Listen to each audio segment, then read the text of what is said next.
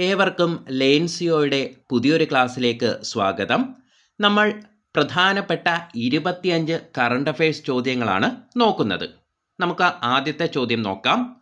വിമുക്തി എന്ന് പറഞ്ഞാൽ എന്താണ്? സംസ്ഥാന എക്സൈസ് വകുപ്പ് ലഹരി വർജന മിഷനാണ് ഇത് വിമുക്തി എന്ന് പറയുന്നത്. നമ്മുടെ സംസ്ഥാനത്തെ എക്സൈസ് വകുപ്പിൻ്റെ ലഹരി വർജന മിഷൻ ഏതാണെന്ന് ചോദിച്ചാൽ ഏതാണ്? വിമുക്തിയാണ്. അതുപോലെ തന്നെ കുട്ടികളിലെ മദ്യപാനം തടയുന്നതിന് വേണ്ടിയുള്ള ബോധവൽക്കരണ പരിപാടിയാണ് ബോൺ നമ്പേഴ്സ്. ബോൺ നമ്പേഴ്സ് എന്ന് പറയുന്നത് കുട്ടികളിലെ മദ്യപാനം തടയുന്നതിന് വേണ്ടിയുള്ള ബോധവൽക്കരണ പരിപാടിയാണ് ഇത് ബോൺ നമ്പേഴ്സ്. അപ്പൊ വിമുക്തി എന്തായിരുന്നു? സംസ്ഥാന എക്സൈസ് വകുപ്പിന്റെ ലഹരി വർജന മിഷനാണ് ഇത് വിമുക്തി. കുട്ടികളിലെ മദ്യപാനം തടയുന്നതിന് വേണ്ടിയുള്ള ബോധവൽക്കരണ പരിപാടി ചോദിച്ചാൽ ബോൺ നമ്പേഴ്സ് ആണ്. അപ്പൊ വിമുക്തി എന്താണ്? സംസ്ഥാന എക്സൈസ് വകുപ്പ് ലഹരി വർജന മിഷനാണ് ഇത് വിമുക്തി. കുട്ടികളിലെ മദ്യപാനം തടയുന്നതിന് വേണ്ടിയുള്ള ബോധവൽക്കരണ പരിപാടി ചോദിച്ചാൽ ബോൺ നമ്പേഴ്സ് ആണ്. ലഹരി വിരുദ്ധ പ്രവർത്തനങ്ങളിൽ അധ്യാപകരുടെ പങ്കാളിത്തം ഉറപ്പാക്കുന്നതിനും ലഹരി വസ്തുക്കളുടെ ദുരുപയോഗത്തിൽ നിന്ന് വിദ്യാർത്ഥികളെ മോചിപ്പിക്കുന്നതിനും വേണ്ടി എക്സൈസ് വകുപ്പിന്റെ പദ്ധതിയാണ് നേർവഴി. അപ്പൊ എന്താണ് നേർവഴി? എന്താണ്? ലഹരി വിരുദ്ധ പ്രവർത്തനങ്ങളിൽ അധ്യാപകരുടെ പങ്കാളിത്തം ഉറപ്പാക്കുന്നതിനും ലഹരി വസ്തുക്കളുടെ ദുരുപയോഗത്തിൽ നിന്ന് വിദ്യാർത്ഥികളെ മോചിപ്പിക്കുന്നതിനും വേണ്ടി എക്സൈസ് വകുപ്പിന്റെ പദ്ധതിയാണ് ഇത് നേർവഴി. അപ്പൊ എന്താണ് നേർവഴി? ഒന്നുകൂടി നോക്കാം. ലഹരി വിരുദ്ധ പ്രവർത്തനങ്ങളിൽ അധ്യാപകരുടെ പങ്കാളിത്തം ഉറപ്പാക്കുന്നതിനും ലഹരി വസ്തുക്കളുടെ ദുരുപയോഗത്തിൽ നിന്ന് വിദ്യാർത്ഥികളെ മോചിപ്പിക്കുന്നതിനും വേണ്ടി എക്സൈസ് വകുപ്പിന്റെ പദ്ധതിയാണ് ഇത് നേർവഴി. 2025 മെയ്യിൽ അന്തരിച്ച ഇന്ത്യയുടെ ടൈഗർമാൻ എന്നറിയപ്പെടുന്ന പ്രമുഖ പരിസ്ഥിതി പ്രവർത്തകനാണ് വാൽമീകി താപ്പർ. അപ്പൊ ആരാണ് വാൽമീകി താപ്പർ? 2025 മെയ്യിൽ അന്തരിച്ച ഇന്ത്യയുടെ ടൈഗർമാൻ എന്നറിയപ്പെടുന്ന പ്രമുഖ പരിസ്ഥിതി പ്രവർത്തകനാണ് ആര്? വാൽമീകി താപ്പർ.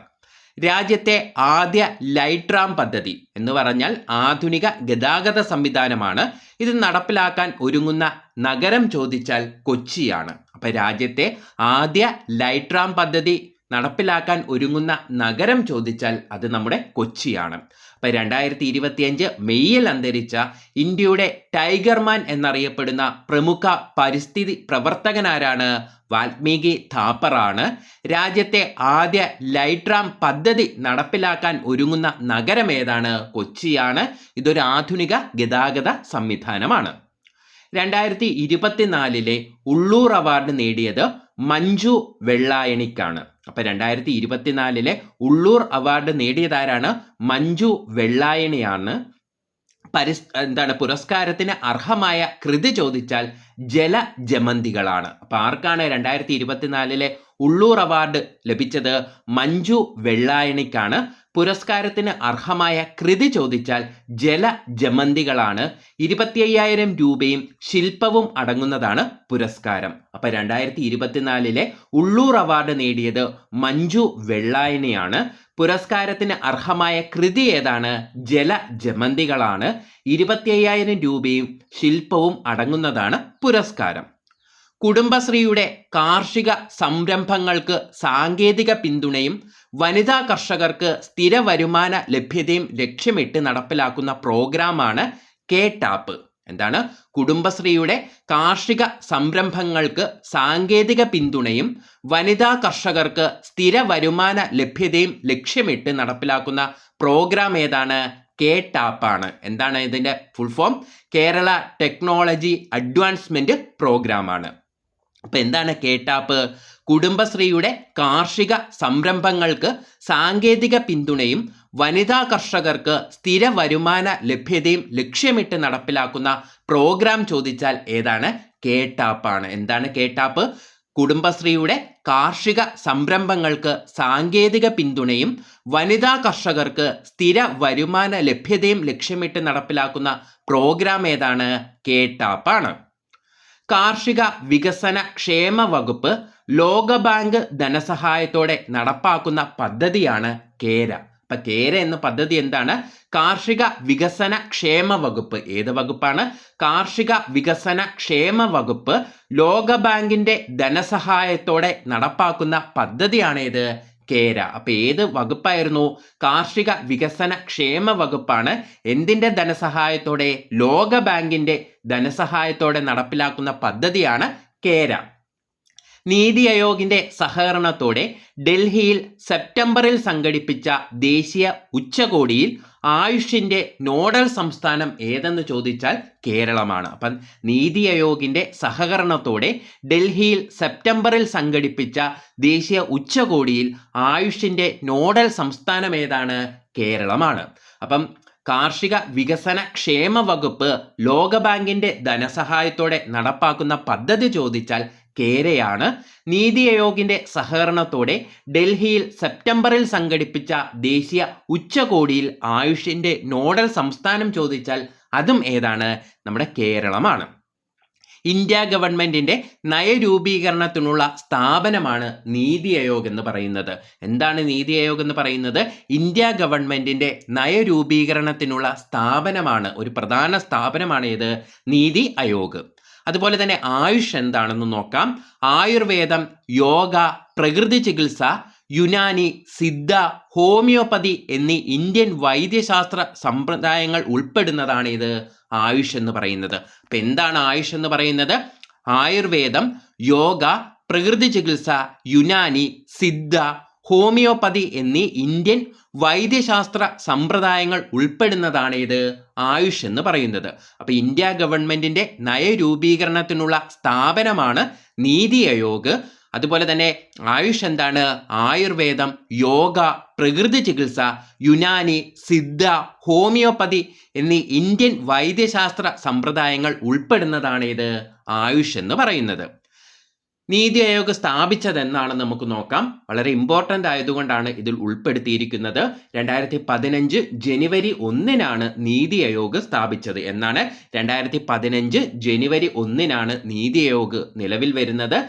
ആസ്ഥാനം എവിടെയാണ്? ന്യൂഡൽഹിയാണ്. National institution for transforming India എന്നതാണ് പൂർണ്ണ രൂപം. അപ്പൊ നീതി ആയോഗിന്റെ പൂർണ്ണ രൂപം എന്താണ്? National institution for transforming India എന്നതാണ് നീതി ആയോഗിന്റെ പൂർണ്ണ രൂപം. അപ്പൊ എന്താണ്? 2015 ജനുവരി 1 നിലവിൽ വരുന്നത്. ആസ്ഥാനം ചോദിച്ചാൽ ന്യൂഡൽഹിയാണ്. National institution for transforming India എന്നതാണ് പൂർണ്ണരൂപം. ലോക പരിസ്ഥിതി ദിനത്തോടനുബന്ധിച്ച് ഇന്ത്യയിൽ നിന്നും റംസാർ പട്ടികയിൽ ഉൾപ്പെടുത്തിയ തണ്ണീർത്തടങ്ങളുടെ എണ്ണം ചോദിച്ചാൽ 2 അപ്പം ലോക പരിസ്ഥിതി ദിനത്തോടനുബന്ധിച്ച് 2025 ലോക പരിസ്ഥിതി ദിനത്തോടനുബന്ധിച്ച് ഇന്ത്യയിൽ നിന്നും റംസാർ പട്ടികയിൽ ഉൾപ്പെടുത്തിയ തണ്ണീർത്തടങ്ങളുടെ എണ്ണം ചോദിച്ചാൽ 2 അതേതൊക്കെയാണ്? രാജസ്ഥാൻ ഫലോഡിയിലെ കിച്ചൻ. എന്താണ്? രാജസ്ഥാൻ ഫലോഡിയിലെ കിച്ചനും ഉദയ്പൂരിലെ മെനാറുമാണ്. അപ്പൊ രാജസ്ഥാൻ ഫലോഡിയിലെ കിച്ചനും അതുപോലെ തന്നെ ഉദയ്പൂരിലെ മെനാറുമാണ്. ഇന്ത്യയിലെ ആകെ റംസാർ സൈറ്റുകളുടെ എണ്ണം ചോദിച്ചാൽ 91 റംസാർ സൈറ്റുകളാണുള്ളത്. കേന്ദ്ര പരിസ്ഥിതി വനം വകുപ്പ് മന്ത്രി ആരാണ്? ഭൂപീന്ദർ യാദവാണ്. ആരാണ്? ഭൂപീന്ദർ യാദവാണ്. അപ്പൊ ലോക പരിസ്ഥിതി ദിനത്തോടനുബന്ധിച്ച് ഇന്ത്യയിൽ നിന്നും റംസാർ പട്ടികയിൽ ഉൾപ്പെടുത്തിയ തണ്ണീർത്തടങ്ങളുടെ എണ്ണം ചോദിച്ചാൽ 2 രാജസ്ഥാൻ ഫലോഡിയിലെ കിച്ചനും അതുപോലെ തന്നെ ഉദയ്പൂരിലെ മെനാറുമാണ്. ഇന്ത്യയിലെ ആകെ റംസാർ സൈറ്റുകളുടെ എണ്ണം ചോദിച്ചാൽ 91 കേന്ദ്ര പരിസ്ഥിതി വനം വകുപ്പ് മന്ത്രി ചോദിച്ചാൽ ഭൂപീന്ദർ യാദവുമാണ്. കേരളത്തിൽ ഉൽപാദന അനുമതി ലഭിച്ച കശുമാങ്ങയിൽ നിന്നും ഉൽപ്പാദിപ്പിക്കുന്ന വീര്യം കുറഞ്ഞ മദ്യമാണ് കണ്ണൂർ ഫെനി. അപ്പൊ കേരളത്തിൽ ഉൽപാദന അനുമതി ലഭിച്ച കശുമാങ്ങയിൽ നിന്നും ഉൽപ്പാദിപ്പിക്കുന്ന വീര്യം കുറഞ്ഞ മദ്യം ഏതാണ്? കണ്ണൂർ ഫെനിയാണ്. 2025 ജൂണിൽ രാജ്യത്തെ മികച്ച വിജ്ഞാന കേന്ദ്രമായി തിരഞ്ഞെടുക്കപ്പെട്ടത് ലക്ഷദ്വീപ് കൃഷി വിജ്ഞാന കേന്ദ്രമാണ്. അപ്പൊ 2025 ജൂണിൽ രാജ്യത്തെ മികച്ച വിജ്ഞാപന കേന്ദ്രമായി തിരഞ്ഞെടുക്കപ്പെട്ടത് എന്താണ്? ലക്ഷദ്വീപ് കൃഷി വിജ്ഞാന കേന്ദ്രമാണ്. അപ്പം കേരളത്തിൽ ഉൽപാദന അനുമതി ലഭിച്ച കശുമാങ്ങയിൽ നിന്നും ഉൽപ്പാദിപ്പിക്കുന്ന വീര്യം കുറഞ്ഞ മദ്യം ചോദിച്ചാൽ കണ്ണൂർ ഫെനിയാണ്. 2025 ജൂണിൽ രാജ്യത്തെ മികച്ച വിജ്ഞാന കേന്ദ്രമായി തിരഞ്ഞെടുക്കപ്പെട്ടത് ലക്ഷദ്വീപ് കൃഷി വിജ്ഞാന കേന്ദ്രമാണ്. 2025 ലോക പരിസ്ഥിതി ദിനത്തിന്റെ തീം ചോദിച്ചാൽ പ്ലാസ്റ്റിക് മലിനീകരണത്തെ തോൽപ്പിക്കുക. അപ്പൊ 2025 ലോക പരിസ്ഥിതി ദിനത്തിന്റെ തീം ചോദിച്ചാൽ പ്ലാസ്റ്റിക് മലിനീകരണത്തെ തോൽപ്പിക്കുക എന്നതാണ്. 2025 പരിസ്ഥിതി ദിനത്തിന് ആതിഥേയത്വം വഹിച്ച രാജ്യം ഏതായിരുന്നു? കൊറിയൻ റിപ്പബ്ലിക് ആണ്. അപ്പൊ 2025 പരിസ്ഥിതി ദിനത്തിന് ആതിഥേയത്വം വഹിച്ച രാജ്യം ഏതാണ്? കൊറിയൻ റിപ്പബ്ലിക് ആണ്. 2026 ലോക പരിസ്ഥിതി ദിനത്തിന് ആതിഥേയത്വം വഹിക്കുന്നത് അസർബൈജാനുമാണ്. അപ്പൊ 2026 ലോക പരിസ്ഥിതി ദിനത്തിന് ആതിഥേയത്വം വഹിക്കുന്നത് ഏത് രാജ്യമാണ്? അസർബൈജാനാണ്. 2025 പരിസ്ഥിതി ദിനത്തിൽ ആതിഥേയത്വം വഹിച്ച രാജ്യം ചോദിച്ചാൽ കൊറിയൻ റിപ്പബ്ലിക് ആണ്. 2025 ലോക പരിസ്ഥിതി ദിനത്തിന്റെ തീം ചോദിച്ചാൽ പ്ലാസ്റ്റിക് മലിനീകരണത്തെ തോൽപ്പിക്കുക എന്നതാണ്. അപ്പം ജൂൺ 5 ലോക പരിസ്ഥിതി ദിനം. 2025 ലോക പരിസ്ഥിതി ദിനത്തിന്റെ തീം ചോദിച്ചാൽ പ്ലാസ്റ്റിക് മലിനീകരണത്തെ തോൽപ്പിക്കുക എന്നതാണ്. 2025 പരിസ്ഥിതി ദിനത്തിന് ആതിഥേയത്വം വഹിച്ച രാജ്യം ഏതാണ്? കൊറിയൻ റിപ്പബ്ലിക് ആണ്. 2026 ലോക പരിസ്ഥിതി ദിനത്തിന് ആതിഥേയത്വം വഹിക്കുന്നത് അസർബൈജാനുമാണ്. അതുപോലെ തന്നെ നമ്മുടെ ക്ലാസ്സുകളിൽ ജോയിൻ ചെയ്യാൻ ആഗ്രഹിക്കുന്നവർ തന്നിരിക്കുന്ന നമ്പറിലേക്ക് വാട്സാപ്പ് മെസ്സേജ് അയച്ചാൽ മതി. നമ്മൾ ഒരു വർഷത്തെ LPUP ക്ലാസ്സുകൾ കൊടുക്കുന്നുണ്ട്. അതിന് ആകെ ഫീസ് 2000 രൂപ മാത്രമാണ്. ഒരു വർഷത്തേക്കാണ് ആകെ ഫീസ് 2000 രൂപ മാത്രമാണ്. അതുപോലെ തന്നെ തിരുവിതാംകൂർ ദേവസ്വം ബോർഡ് LDC ക്ലാസ്സുകൾക്ക് പരീക്ഷ വരെ ഫീസ് 650 രൂപ മാത്രമായിരിക്കും. എന്താണ്? തിരുവിതാംകൂർ ദേവസ്വം ബോർഡ് LDC ക്ലാസ്സുകൾക്ക് പരീക്ഷ വരെ എത്രയായിരിക്കും ഫീസ്? 650 രൂപ മാത്രമാണ്. അതുപോലെ VFA, company board LGS, Bevco LDC എന്നിവയുടെ 6 മാസത്തെ ക്ലാസ്സുകൾക്ക് ആകെ ഫീസ് 700 രൂപ മാത്രമായിരിക്കും. അപ്പം VFA, company board LGS, Bevco LDC എന്നിവയുടെ 6 മാസത്തെ ക്ലാസ്സുകൾക്ക് ആകെ ഫീസ് 700 രൂപ മാത്രമായിരിക്കും. അപ്പോൾ ക്ലാസ്സുകളിൽ ജോയിൻ ചെയ്യാൻ ആഗ്രഹിക്കുന്നവർ തന്നിരിക്കുന്ന നമ്പറിൽ വാട്സാപ്പ് മെസ്സേജ് അയച്ചാൽ മതി.